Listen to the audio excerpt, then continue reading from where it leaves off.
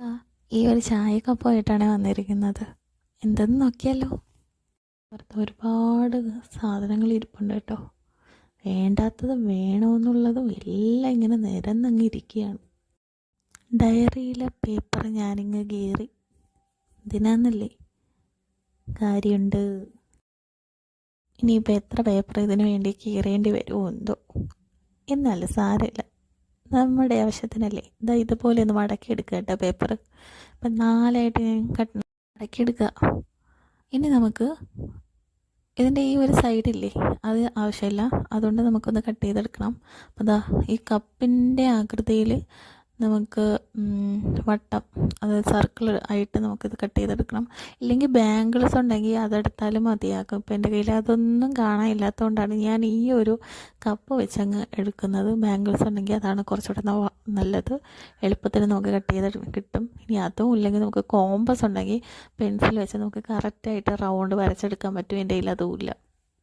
Cup വെച്ച് നോക്കിയപ്പോൾ circle കിട്ടുന്ന ഏകദേശം ഒരു ഐഡിയ കിട്ടി. അപ്പം ഞാൻ വരയ്ക്കാതെ ഇങ്ങനെ കട്ട് ചെയ്തെടുക്കുകയാണ്. അത് റൗണ്ടായി വരുമെന്ന് കണ്ടറിയാം. ഏകദേശം അതുപോലെയൊക്കെ സെറ്റായി വന്നിട്ടുണ്ട്. ഇനി നമുക്ക് കറക്റ്റ് ഒരു ഇതിന് കിട്ടാൻ വേണ്ടി അതിൻ്റെ സൈഡൊക്കെ ഒന്ന് ചെറുതായിട്ടൊന്ന് കട്ട് ചെയ്തൊക്കെ കൊടുക്കുന്നത്. അപ്പം എല്ലാം കൂടെ ഇങ്ങനെ 4 ഇതായിട്ട് നമുക്ക് കിട്ടിയിട്ടുണ്ട് കേട്ടോ. ഇത്തിരി വലുപ്പം കൂടുതൽ വേണമെങ്കിൽ കുറച്ചുകൂടെ വലുപ്പത്തിന് പേപ്പർ 2ആക്കി വെച്ച് മുറിച്ചെടുത്താൽ മതിയാകും. അപ്പോൾ നമുക്കങ്ങനെ കിട്ടും. ഞാൻ ഇതിനങ്ങ് മടക്കി നമ്മുടെ ഗ്ലാസ്സിൽ വെച്ചിട്ടുണ്ട് കേട്ടോ.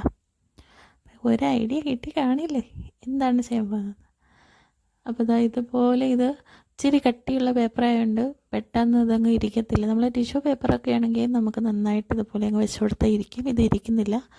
ഇച്ചിരി കട്ടിയുള്ള പേപ്പറാണ്. ഡയറിയിലെ പേപ്പറായതുകൊണ്ട് ഇതിന് അത്യാവശ്യം കട്ടിയുണ്ട്. അതുകൊണ്ട് ഞാൻ വിചാരിച്ചു ഇതൊന്ന് നമുക്ക് ഗം ഉപയോഗിച്ച് ഓരോ ഈ ഭാഗം വെച്ചൊന്ന് ഒട്ടിച്ചു കൊടുത്താൽ നമുക്കൊന്ന് സെറ്റായി കിട്ടും. അതുകൊണ്ട് ഞാൻ ഗം വെച്ചൊന്ന് ഒട്ടിച്ചു കൊടുക്കുകയാണ്. ഒരു 4-5 പേപ്പർ വെച്ച് ഇങ്ങനെ ചെയ്തെടുത്തിട്ടുണ്ട്. ഇനി അതിൻ്റെ നമ്മുടെ മുകൾ വശമില്ലേ, അത് ഞാനൊരു പേപ്പർ വെച്ച് അങ്ങ് ക്ലോസ് ചെയ്യാൻ പോവാണ് കേട്ടോ. അപ്പോൾ അതിനേക്കാളും കുറച്ചുകൂടെ വലുപ്പമുള്ള പേപ്പർ വേണം എടുക്കാൻ. എങ്കിൽ അതിനെ കവർ ചെയ്ത് നിൽക്കുന്ന രീതിയിൽ നമുക്ക് കിട്ടത്തുള്ളൂ. അപ്പം നമുക്കൊരു ഫ്ലവറിൻ്റെ ഇതിൽ കിട്ടും. അപ്പം ഫ്ലവർ ഏതാണെന്ന് ചോദിച്ചാൽ റോസയല്ല, സാധാരണ രീതിയിലുള്ള ഒരു ഫ്ലവറും അല്ല. നമ്മൾ ഇച്ചിരി ഡെക്കറേറ്റീവായിട്ടുള്ള ഒരു ഫ്ലവറാണ് തയ്യാറാക്കുന്നത്. അപ്പോൾ അതിൻ്റെ മേൽവശം ഒന്ന് ക്ലോസ് ചെയ്തിട്ട് നമുക്കൊന്ന് അതിനെ ഒന്ന് ഇങ്ങനെ എടുക്കാം.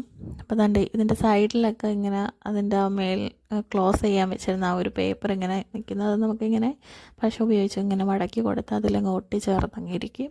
അപ്പോൾ നമുക്ക് ഫ്ലവർ റെഡിയായി കിട്ടും. എന്നിട്ട് ഇതിൻ്റെ അടപ്പ്